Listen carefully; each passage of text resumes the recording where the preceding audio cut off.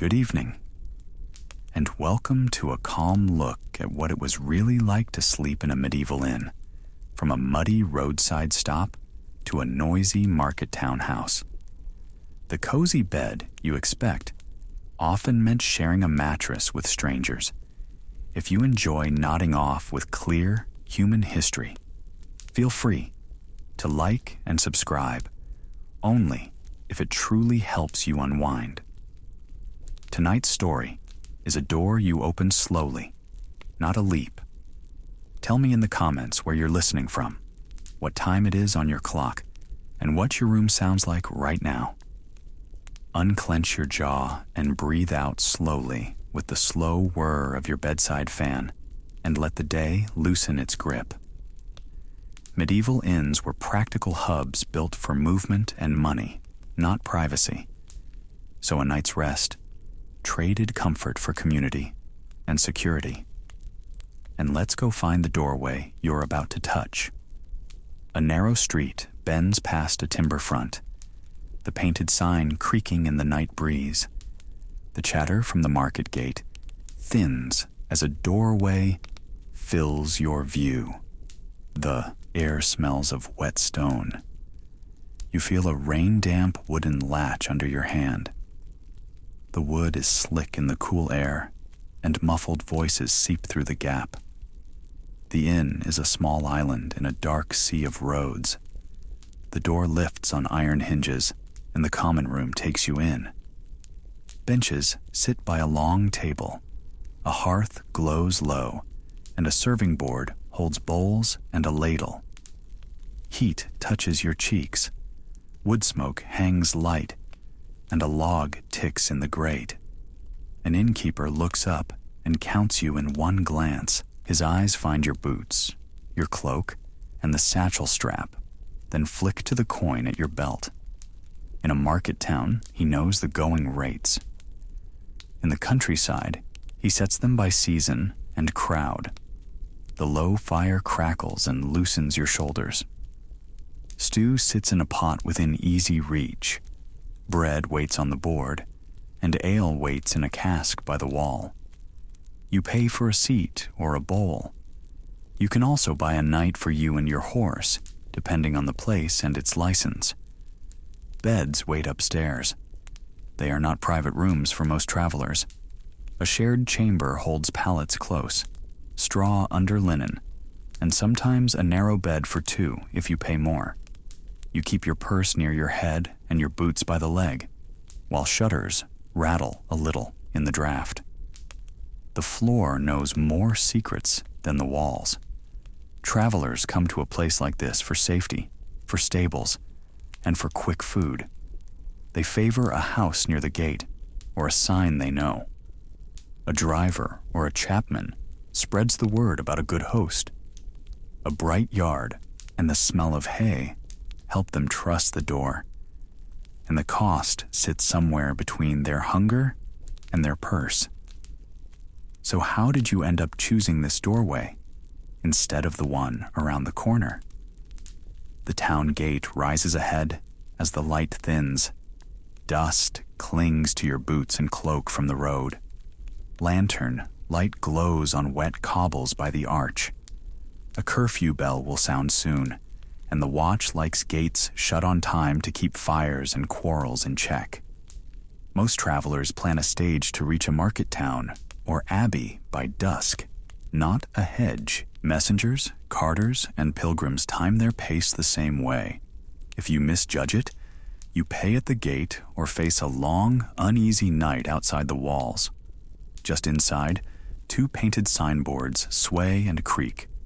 A boar hangs on one, crossed keys on the other. Simple emblems like animals, keys, or tools did the work of a street number in a world that read images first. A horse snorts in the close, straw-scented yard. The clink of mugs slips out of a busy doorway. Both houses sit near the gate, where customers arrive after sundown, and both boast a stable behind a timber arch with hay under cover. Choice is simple. You are not shopping for charm, because the roads are long and risky after dark. Therefore, you stop where the board promises beds and fodder. Think of it like picking the only motel off a rural highway, lit and open. Star ratings are replaced by horse stalls. You look for a rail to tie, a pump or well to draw water, and signs of fodder sold by truss. If the town keeps a tariff for bread, ale, or hay, the same notice often binds the inn too, though market days can make prices climb. Signs, stables, and bustle tell you what matters. A yard means feed for the beast and a spot to stand.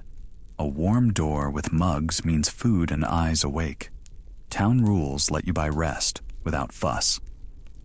At the threshold stands the innkeeper, gatekeeper of beds, stalls, and terms under local law. He is part host and broker. He takes coin for a pallet or a chamber, sells hay and oats, and sets rules on candles and weapons. If you come after curfew, he can admit you under his roof, yet shutters and street doors stay barred as the bylaw demands. Pick the house with the better yard and the steadier hum. Your hand finds the latch. Warmth slips out. A faint crackle follows, and the air holds a soft ale smell. Trade, eating, and resting share the same room in most inns, with benches along the wall and trestles pulled out as needed. Carters settle accounts, drovers bargain feed, and travelers swap news in low voices. You step toward that mix and push inside, and the fire, benches, and talk set your next move. Boots scrape through rushes as you slide onto a bench by a trestle table. The floor is strewn with rushes or reeds. They soften steps and trap spills. Firelight flickers on pewter and wood. A serving lad passes with a ladle and coarse bread. The host notes your cloak and the mud on your hem. He points to a place by the hearth and names the price. Smoke curls from the hearth. He keeps the ale in a marked pot and the wine in a sealed measure, as borough rules demand and local officers check.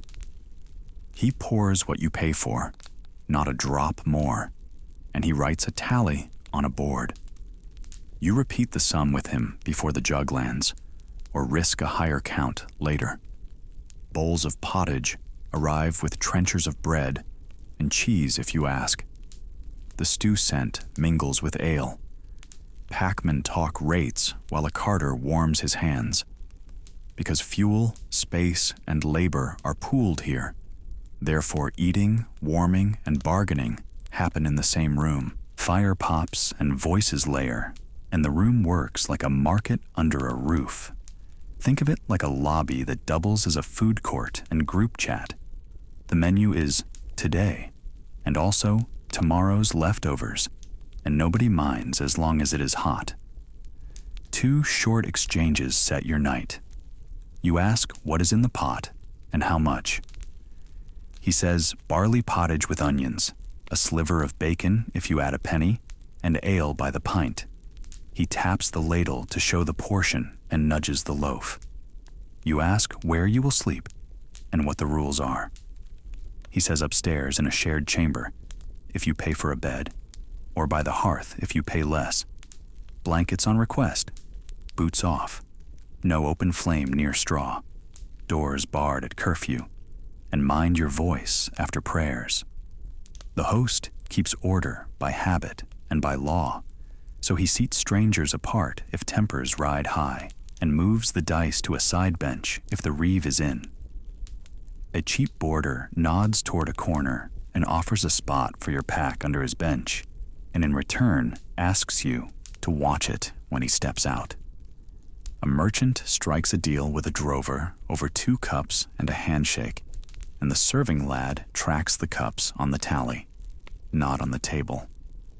Firelight makes small coins shine and hides frayed cuffs. In a room like this, you learn more in 5 minutes than a posted notice could tell you.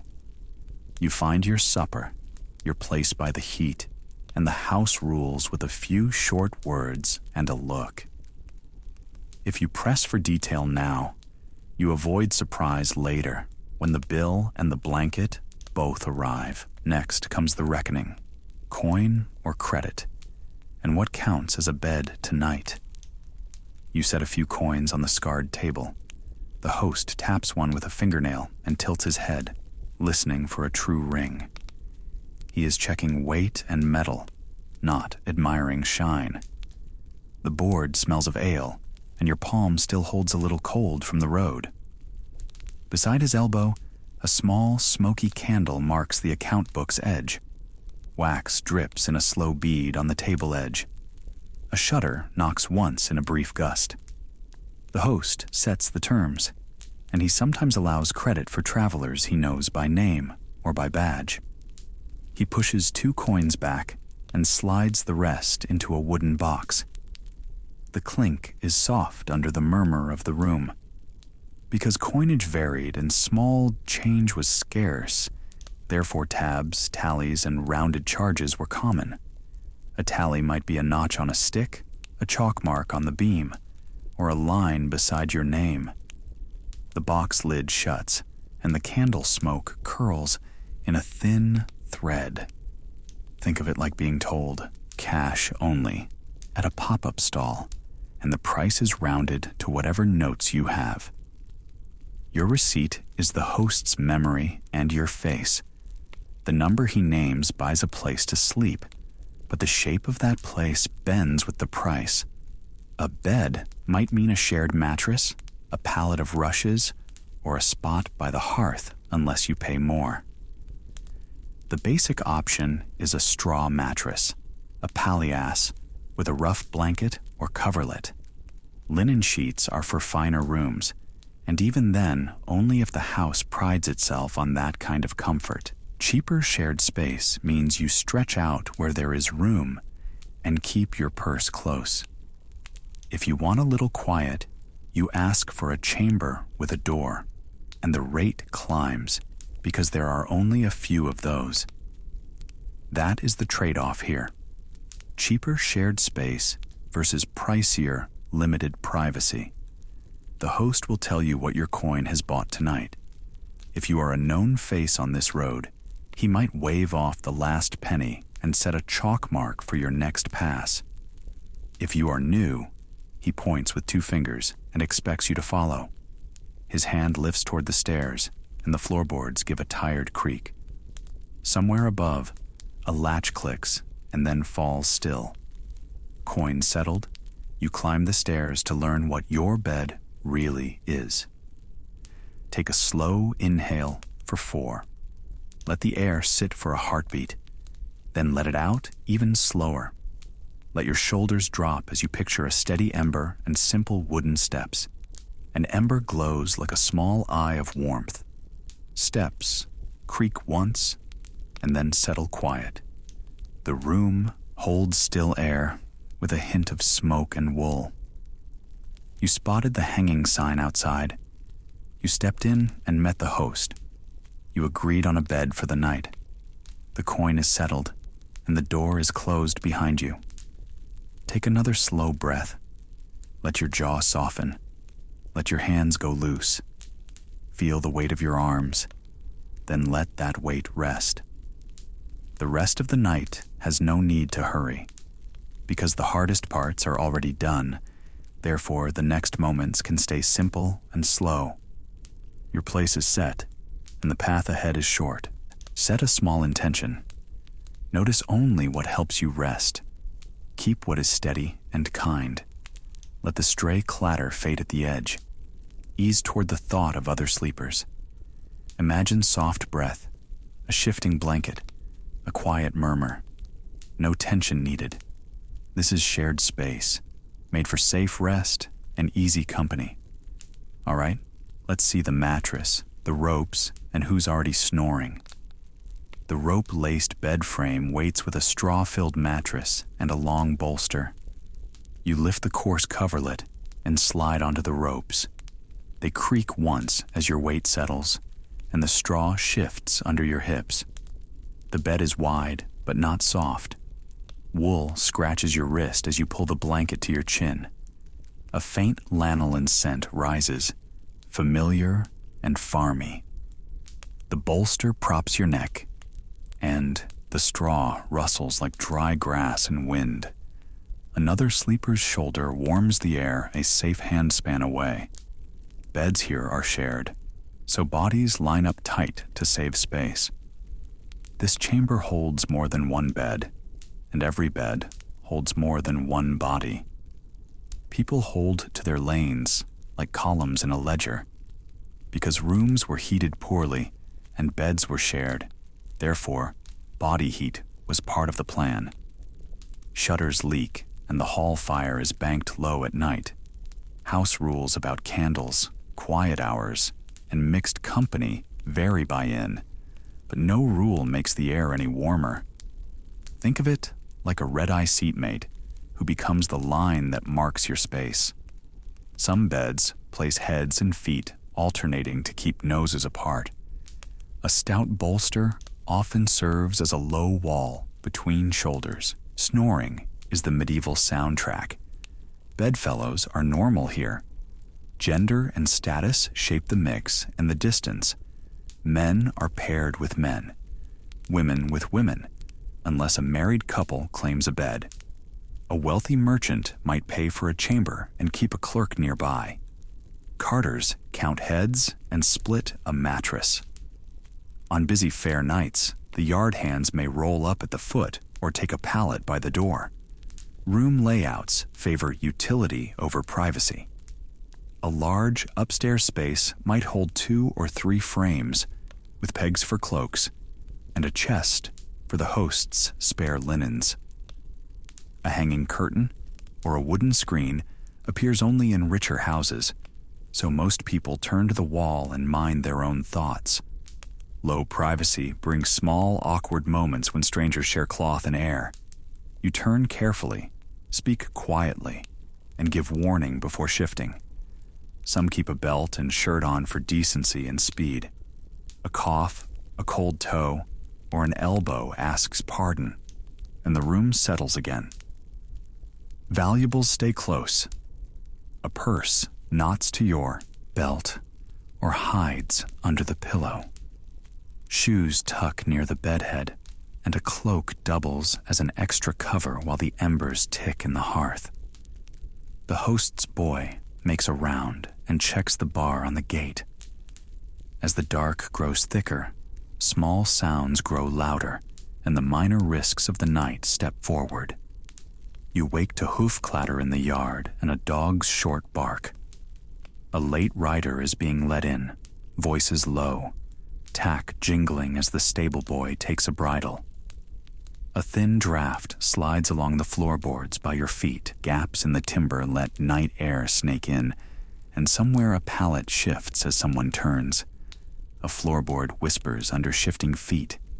A faint ale and ash smell hangs in the dark. The hearth below is banked, embers tucked under ash, and the low fire crackle is more hum than flame. Outside, the hanging sign creaks once in the breeze. A simple wooden bolt holds the chamber door. Because doors and chests were simple and theft was a risk, therefore valuables stayed on your person or under your head. A small coffer, if you have one, is wedged tight and pulled close. A leather pouch gets looped and tucked under your cap or used as a pillow. Think of hugging your backpack on a night bus. A candle snuffer sits on the stool by the bed. The host likes to point at it with a look that says, "No nonsense." Flame near bedding is a house killer in a timber inn, so lights go out early, and any late flame is shielded by hand or horn. A candle is pinched to a faint thread of smoke, and the tallow smell fades while the room falls quiet.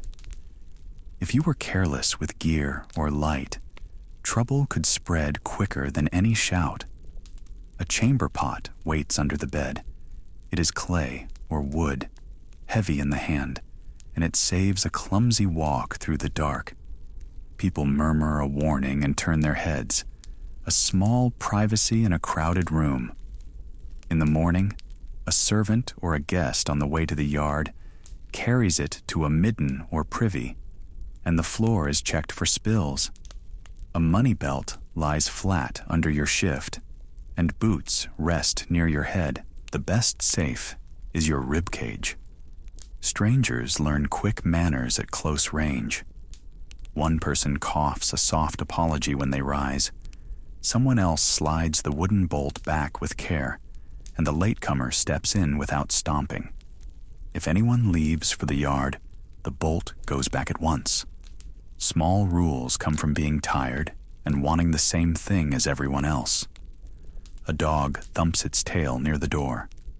The stable boy makes a quick round with a lantern, checking that no one has left a spark near straw. He is the fire watch by necessity, and the bark is as much a lock as the bolt. The host has an eye for gear left straying too. Saddlebags are stacked together in the corner of the chamber, but the purse stays close, and knives or buckles are slipped out of sight. A few bodies snore, one light, one like a saw. Someone wraps their cloak tighter to block the draft, and another shifts to the wall. Quiet coordination keeps the night from turning into a market. If a child is in the room, they are placed between adults for warmth and steadiness. If a merchant has a small chest, it goes under the bed and touches their heel, a wake-up tug if fingers try it. By the hearth downstairs, a pot lid rests heavy, the last stew cooling under it. The ale smell thins as the night moves on. The sign outside creaks again, and the yard settles. Your hands find your pouch by habit, a check as common as blinking. Then you sink back to the straw tick, which rustles like dry grass after noon. Come morning, the same habits reverse. Habits? Pots are emptied, bolts shot back, and bedding is lifted for a quick airing. The room shows what passed in the night, and that turns the mind toward what crawls, what is cleaned, and how the beds get refreshed. By first light, the bed tells its own story of use and upkeep. The host's helper tugs the straw mattress to the window and thumps it once.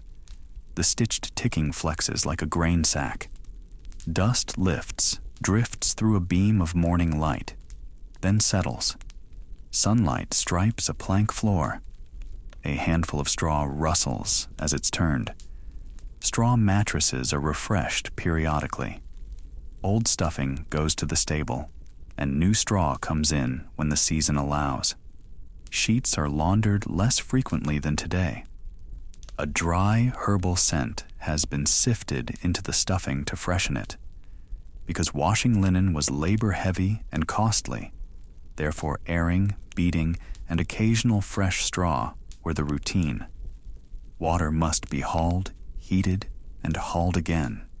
Soap is dear, and washwomen charge by the load. Airing by the window or on a rail is fast. A quick beating shows care and shakes loose grit. Think of it like rotating a couch cushion rather than dry cleaning it every week. Herbs and smoke help more than soap. Some keep sprigs by the bed or mix chopped leaves into the ticking.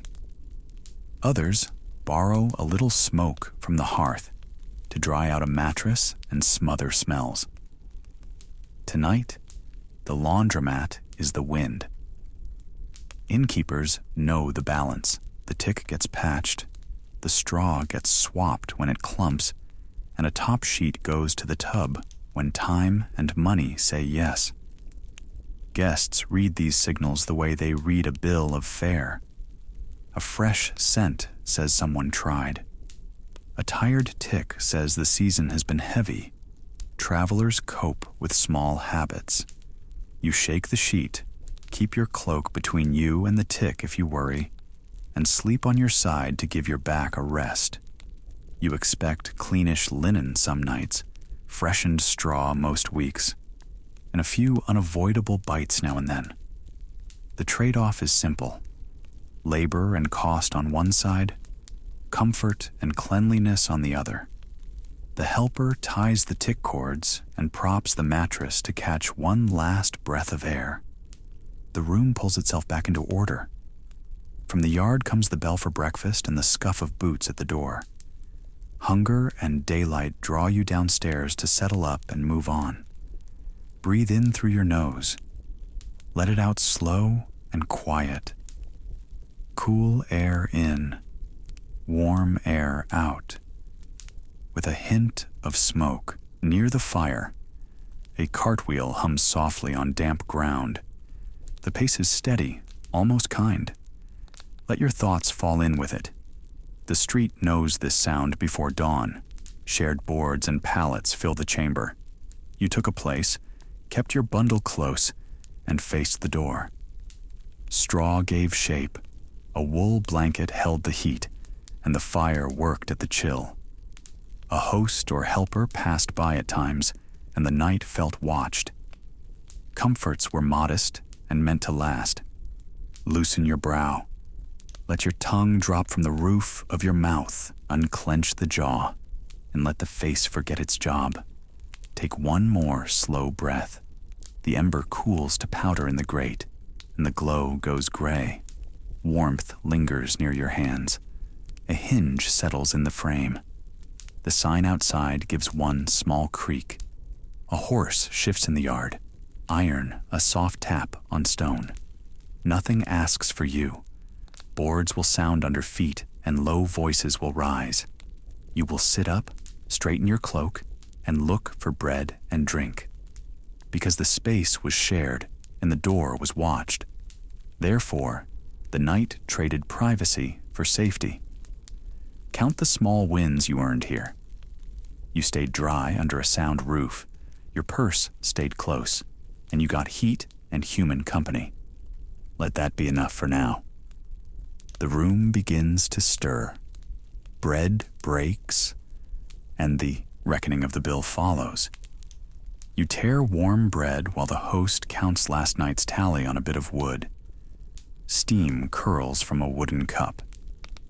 You sip small ale and taste the mild, bready warmth. Breakfast is simple. A heel of bread and small ale, or a spoon of pottage, if the pot still sits near heat.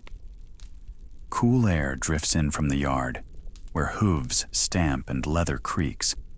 The host speaks through the numbers like a hymn. Bed for the night, food at the table, and fodder for your beast. He may add one candle or extra straw if you asked for it. You nod, because each item has a price that keeps the place open when roads are quiet. Gates in towns open with the light and often close with the dusk, and country paths are easier to read by sun. So, leaving early is the rule, because travel worked with daylight and open gates. Therefore, mornings were brisk with quick meals and fast departures. Leave late, and you pay for it with rough miles, fewer companions on the road, and market stalls already packed by the time you reach town. Miss the best hours. You miss the best buying and selling. Think of it like grabbing a hotel lobby coffee on the way out, not a long sit-down breakfast with a menu and a view. The checkout desk is a wooden bench. That is the joke and the truth. You settle the reckoning with a few coins, or you shave a little off your bill by sweeping the hearth or helping a stable hand haul a sack. You give a quiet tip if the host kept a space by the fire for your damp cloak. You lift your pack and test the straps. A buckle clicks as a strap is tightened. The stable boy brings your animal, belly full from last night's fodder, tack checked, eyes bright. You rub a nose, feel warm breath on your fingers, and lead the rope toward the lane. Early, departure fits the rhythm of a place built for movement. Inns feed you and your beast, watch your gear and trade news, but they do not aim for privacy. Monasteries might take you in as a guest and ask an alms instead of a rate, with a stricter bell schedule and quiet rules. Alehouses pour drink and sell stew, yet many do not keep beds. So you may find a stool and stories there, but not a pallet. A friendly household might let a merchant or guildmate lodge in a loft. Poorer travelers catch a barn or a porch, or a spot by a wayside cross if fortune is thin. Step out the door and see how many different roofs a traveler might find, and how some nights offered no roof at all. You pass a church guest house door with a small cross, and just beyond, an alehouse bench is filling fast. Monasteries or parish houses kept simple guest rooms in many places, meant for pilgrims and the poor. The board was plain, the bedding rough, the stay short. Alehouses sometimes let you bed down on a settle or a loft over the tap room. The air holds malt and smoke, and feet shuffle on packed earth. A bell marks the hour as market chatter rises near the square. A bell note hangs briefly in cool air. Sunlight nets across a market square.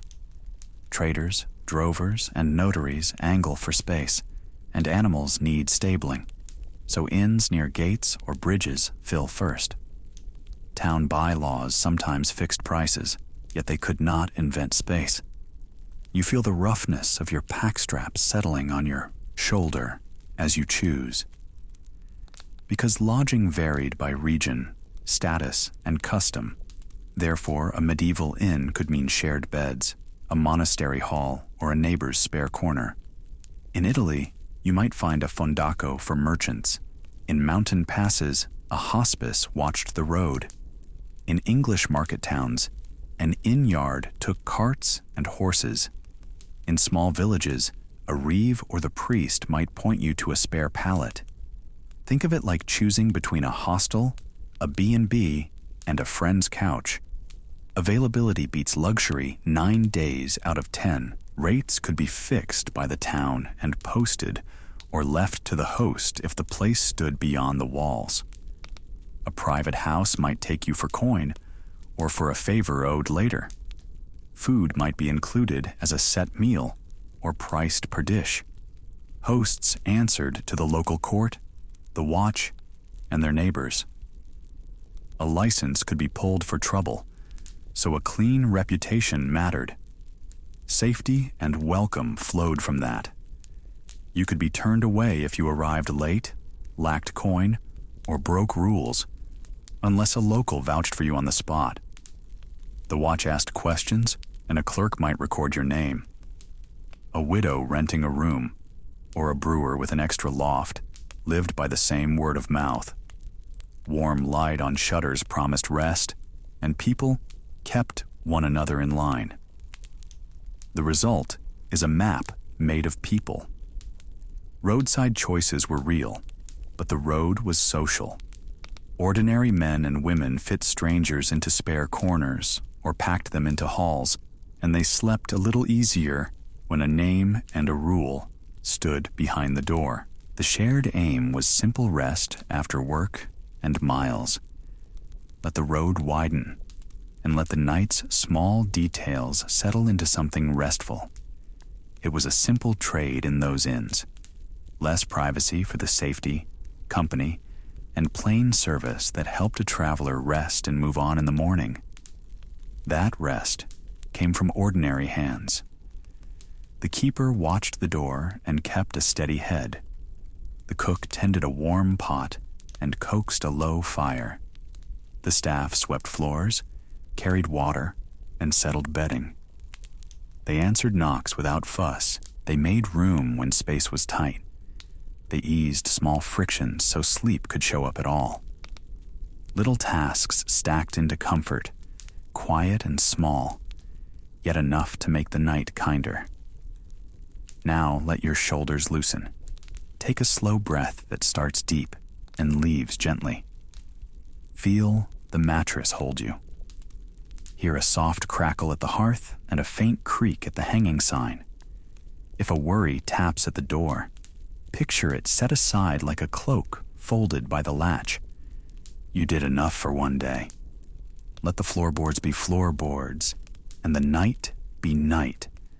Nothing else needs sorting until morning. Thank you for keeping me company tonight. If this helped you relax, a quiet like or subscribe goes a long way, and it tells me to make more calm stories like this. It takes just a moment and helps others find a calm corner too. I appreciate you being here. Let the room's quiet do the rest now. Let the last ember fade to a comfortable dim. Good night.